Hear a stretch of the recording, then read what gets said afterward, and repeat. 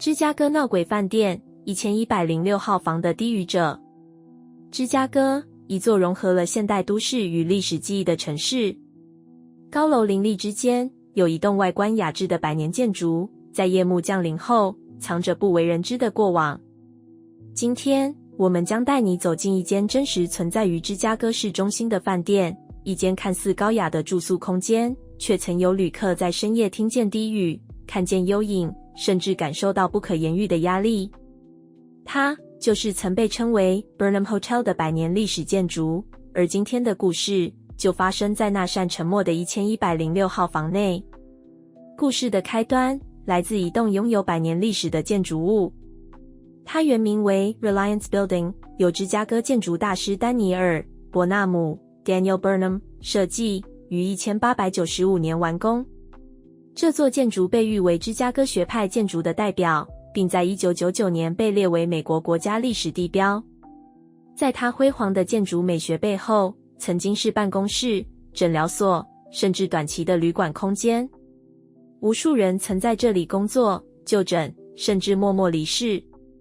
到了2000年代，这栋建筑改建为高档饭店，名为 Burnham Hotel， 随后几经转手，如今被称为 Stay Pineapple An Iconic Hotel。 表面焕然一新，内里却仍保有19世纪的结构与灵魂。2011年冬季，一位来自旧金山的企业员工 Mr. 受公司派遣参加芝加哥的医疗展览会。透过公司预订平台，他被安排入住这间历史悠久的饭店。当时他拿到的房卡是1106号房，一间位于11楼的标准房，看似没有任何异常。房内是典雅的维多利亚风格，红绒地毯、雕花壁灯、古董画作。床是4柱大床，床尾有一张深木色的书桌。浴室采复古瓷砖设计，搭配独立式浴缸与老式银色水龙头。整体给人的感觉不像现代饭店，更像时光倒流的空间。当晚11点左右 ，Mr. 洗完澡，正准备上床休息。他关掉房灯，房间陷入柔和的黑暗，只剩窗外远方车声微微传来。然而，他突然听到墙壁传来低声耳语，仿佛有人在讲话，声音沙哑又飘忽不定，像是一男一女在交谈，语言听不清楚，却带着一种急促与压抑的情绪。他以为是隔壁的住客，便强忍着不安入睡。但到了凌晨1点半，床角突然传来明显的下陷感，就像有人坐在床边。他猛然睁眼，只见被窝前端微微下陷。他开灯查看，房内一片寂静，只有地毯上出现了2排湿漉漉的脚印。Mr. 想安慰自己只是太疲倦，但不安已如阴影般笼罩整个房间。凌晨3点，他在半梦半醒之际，听见浴室传来水流声。水龙头不知何时开启了，强烈的水声在静夜里格外刺耳。他走进浴室，只见冷水龙头正大力流出，而他的手明明没有碰过。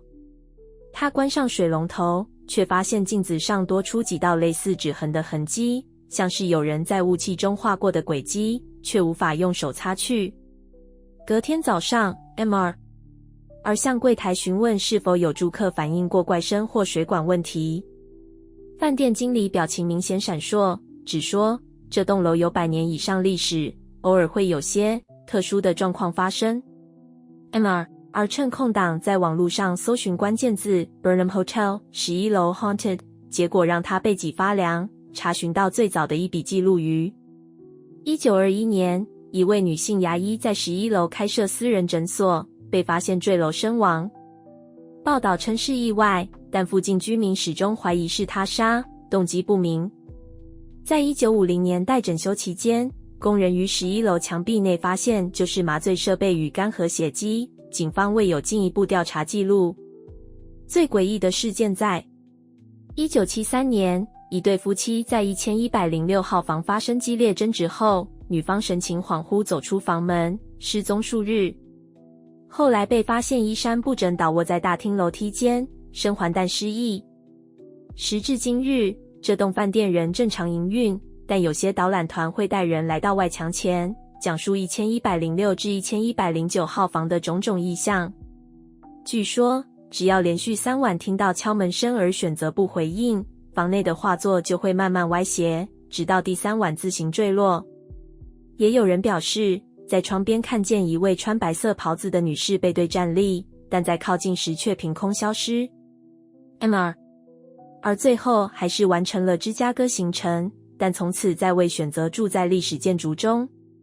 他在回国后曾说，那一晚我没有见鬼，但我见到了那个空间记忆的残留。这间饭店如今仍可在订房网站上预订。11楼的房间依然存在，装潢依旧华丽。但如果你在夜深人静时听见低语，别忘了，那或许是从100年前传来的声音。故事就到这边，喜欢的话别忘了按赞、订阅。会持续创作出更多不可思议的故事，我们下次见。